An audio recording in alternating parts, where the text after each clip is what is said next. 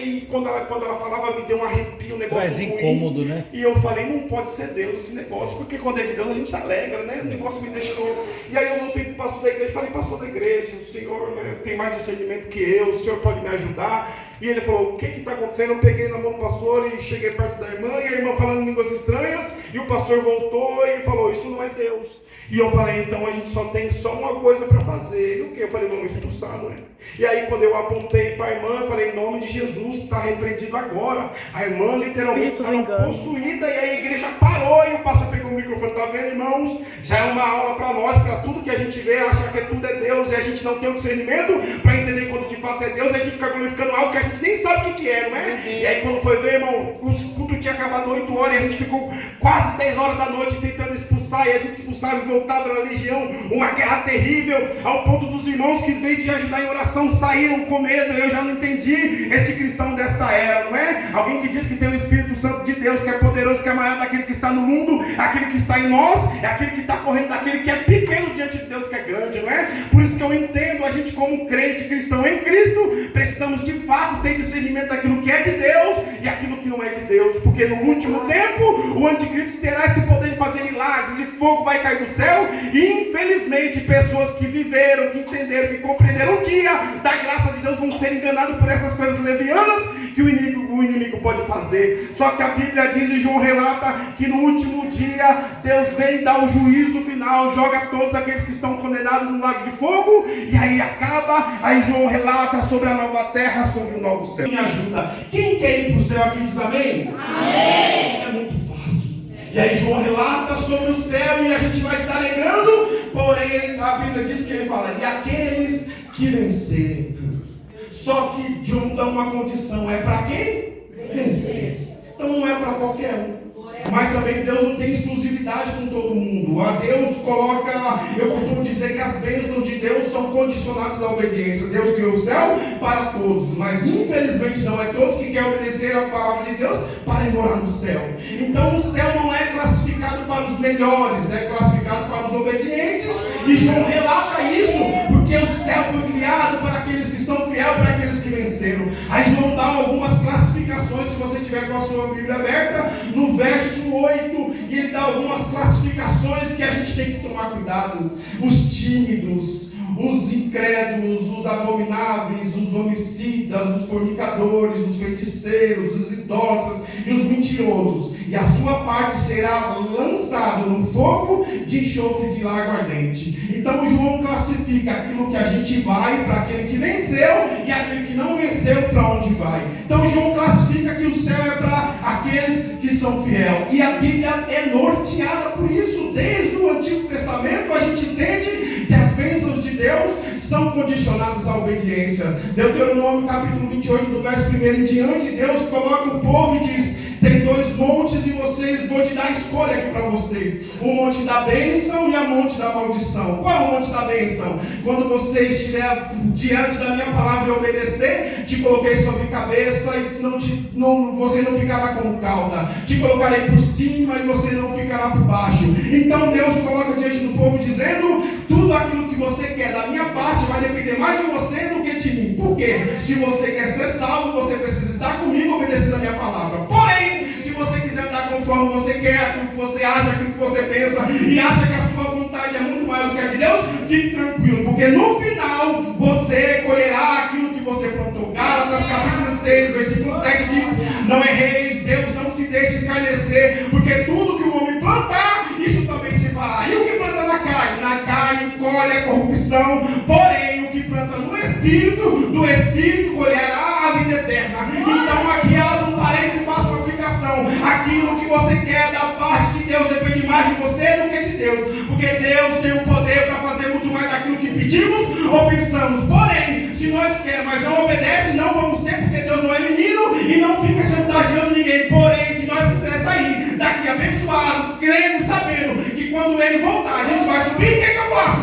Preciso obedecer a palavra conforme ela é. Porque pensa numa geração que acha que faz tudo e acha que Deus tem que dar tudo. Eu estava em casa um dia desse.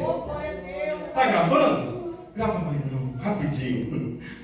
Com Deus, achando que eu estou aqui é autossuficiente, para que Deus possa fazer tudo aquilo que eu quero, e no final achar que eu tenho o céu. Não existe uma regra diante de Deus, obedecer é melhor do que sacrificar. Não adianta morar dentro da igreja e viver fazendo as práticas do mundo. Agora, se nós quiser obedecer Ele, falar Deus, independente da situação, eu prefiro obedecer e ficar no meu lugar. Deus é poderoso para fazer mais daquilo que você precisa hoje. Glória a Deus!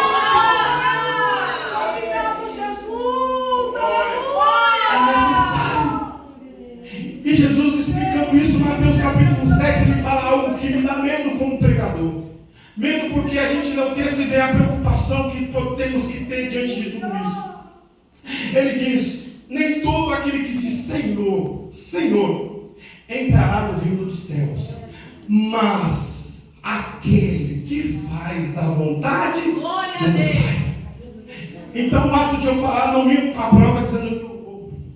Agora o ato de eu viver, só de as pessoas olhar e falar, ele é diferente. Você já passou por isso? De alguém falar e falar, você é estranho, né? Eu amo quando alguém fala isso para mim, você é estranho. Falou, que palavra bonita, você é estranho, né? O bom é ruim é quando alguém diz, você parece conosco, você é igual ao mundo, você parece que nem é da igreja. Já ouviu isso? Isso é triste, não é? Então eu entendo, irmão, que a gente tem que parar com essa melancolia desnecessária na igreja e voltar àquela era que a gente era nos anos 90, e as irmãs mais antigas podem confirmar. A gente tratava que tudo era pecado, e hoje parece que não tem nada a ver. Vive como você quer, Jesus te ama, Ele só quer seu coração. Isso é palavra que Satanás está amando nesses últimos dias. Eu vou viver como eu quero, aí eu vou no culto de domingo, sou abençoado, e na segunda até sábado eu vivo numa vida leviana, achando que Deus tem que fazer conforme aquilo que eu quero. Mentira do Satanás. Ou a gente está baseando na palavra dele, ou a gente está longe. Há uma palavra de Deus, eu profetizo conforme Ele me orienta. Hoje há uma oportunidade para que você possa viver conforme a minha palavra, ou eu não me responsabilizo pelos seus atos. Está na hora de a gente viver verdadeiramente o Evangelho. Alguém me perguntou um dia, como a igreja está fria, como a igreja está ruim, não acontece mais nada na igreja. Eu falei, verdade, o senhor também é da igreja, sou. Eu falei, a culpa é do Senhor. Ele, por quê? Eu falei, porque você é membro, não é? Se você é membro, você está no corpo. Se você sabe disso, não está fazendo nada, a responsabilidade está sobre você. Porque meus antepassados, desculpa usar essa palavra, mas o pastor mais antigo dizia, se você está vendo alguma coisa que Deus te mostrou e você não faz nada, a responsabilidade cai sobre você. Disse Deus ao profeta Ezequiel, aquilo que eu te dar é uma palavra, e você não falar e a pessoa morrer, você vai pagar pelo sangue dela. Porém, se você falar e ele não aceitar, ele se responsabiliza. Então nós temos a responsabilidade de parar de falar, culpar os outros e dizer, se eu estou aqui e se está ruim, eu também estou ruim, então eu preciso mudar os meus atos, né? Esse negócio de achar que os outros estão ruins e achar que eu sou bom o suficiente, porque eu não estou fazendo nada, mentira do Satanás. Você é membro, está no corpo, e se está no corpo e não está funcionando, a culpa também é sua. O que nós faz? Vamos se levantar todo mundo, independente da situação, e falar, Deus, tenha misericórdia de nós. Uma geração que coloca a culpa nos pastores, nos líderes, em todo mundo. Mas Ele é bom. Uma vez eu estava na congregação, era líder dos adolescentes, e eu falei assim para o irmão, irmão, o senhor já é pastor, eu estou querendo fazer uma campanha para Deus batizar com o Espírito Santo. Ele falou, o quê? Aqui não acontece mais isso não. Eu falei, meu Deus, o senhor é batizado com o Espírito, eu sou, e não acontece mais, não acontece. Eu falei, eu posso fazer? O senhor me autoriza? Ele também era um dos líderes. E eu falei, eu aceitei Jesus. E eu falei, irmão, eu vivi as coisas do mundo. E eu sei como é lá. Eu falei, eu vi como as coisas ruins eram lá fora. Agora que eu estou aqui, eu vou ver uma vida chata? Não vou. Não. Eu falei, eu quero viver loucura com Deus. Aí ele falou, pode fazer. Eu não faço isso. Tá bom. Orei um mês, Deus, batiza os adolescentes com o Espírito Santo. Batiza um mês. No último dia, falei com as irmãs do de oração. Eu falei, a senhora pode deixar a gente fazer uma consagração com os adolescentes? Porque a gente está no propósito de batismo com o Espírito Santo. As irmãs, claro, vem. Irmão, foi todos os adolescentes, e aí a gente orando, e aí eu olhava para os adolescentes, comecei a ficar preocupado. Falei, meu Deus, não sai uma lágrima do olho dessas crianças. Meu Deus, eu preciso fazer uma coisa. Aí o irmão que estava lá conosco, que me falou aquilo, estava lá, e eu falei, Deus, batiza, o senhor pode, o senhor faz. Irmão, e foi o pregador pregando, suava, e não saía nem glória, um mosquito atrapalhava o culto de tão silêncio que estava. Aí, irmão, final do culto, enquanto o pastor estava pregando, quem quer ser batizado com o Espírito Santo? Vem aqui para frente. Aí ele levantou alguns adolescentes, e nas nossas congregações tinha um adolescente, não vou falar o nome por ética, né? O nome dele é Jonathan, e ele não abria a boca para nada. A gente perguntava para ele, ele não gostava de falar. Irmão, sabe aquele que você só conta com a presença, mas não conta com a voz?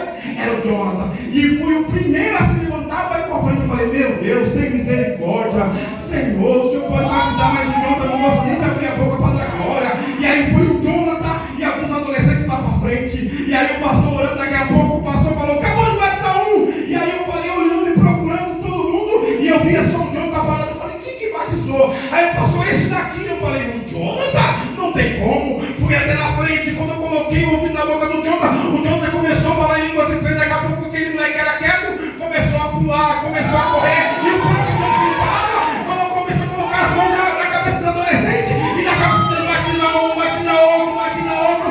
Quem eu quero dizer com isso? Que Deus é o mesmo de ontem, hoje, eternamente. Se nós se posicionamos nessa noite dizendo, você fiel ao Deus que eu estou aqui, se prepare, porque o Deus dessa igreja vai fazer milagres.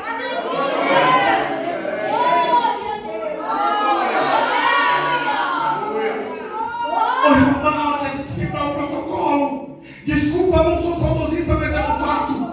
Eu ia para o tipo de oração com a minha vovó. Ô irmão, vovó acordava às 6 horas da manhã com o hino do Marcos Antônio no último e dizia, hoje é dia de consagração, todo mundo. Não sobrava ninguém, do menor ao maior, todo mundo. Vó, meio-dia, estamos com fome. É consagração hoje, varão. Pode orar. Vó, 4 horas, não aguenta consagração hoje, que tem sempre oração à noite. Irmão, a gente chegava às 6 horas na igreja, era pisar o pé, Deus se manifestava, e pessoas cuspindo tumores, Satanás se manifestando, e gente sendo liberta. Da hora da gente voltar nessa igreja que não tem medo de nada. A única coisa que a gente busca é fidelidade ao Deus que a gente serve e ver Deus operar. Ou não, vamos fazer uma reflexão. Qual foi a última vez que a gente viu batismo com o Espírito Santo? Vamos ser sinceros. Qual foi a última vez que a gente viu cura, ensino de milagres e maravilhas no nosso meio? O que Deus está chamando nesta noite é: eu quero fazer, eu quero operar, eu quero te usar, eu quero me manifestar. Mas hoje, eita, você está disposto a obedecer conforme a minha palavra, diz o Senhor? Porque a gente é cheio de promessas. Final de ano, dia 31 de dezembro, quando a gente vai fazer oração, Deus, esse ano eu oro muito. Só eu que sou assim? Esse ano eu vou ler mais a Bíblia. Esse ano na igreja eu vou estar em culto de ensino, eu vou estar em todos. Não pode contar comigo em tudo, Senhor. Chega fevereiro, a gente não sabe nem quem é mais o irmão, porque ele já não comparece mais. E aí a gente fica criando promessa diante de Deus, e a gente não cumpre nada e acha que Deus tem que cumprir tudo aquilo que a gente quer, porque aí a gente fica com uma oração estranha. Deus, eu sou falho, tem misericórdia de me, achando que vai ganhar Deus no dia de Deus, irmão. Deus sabe que a gente é fraco, mas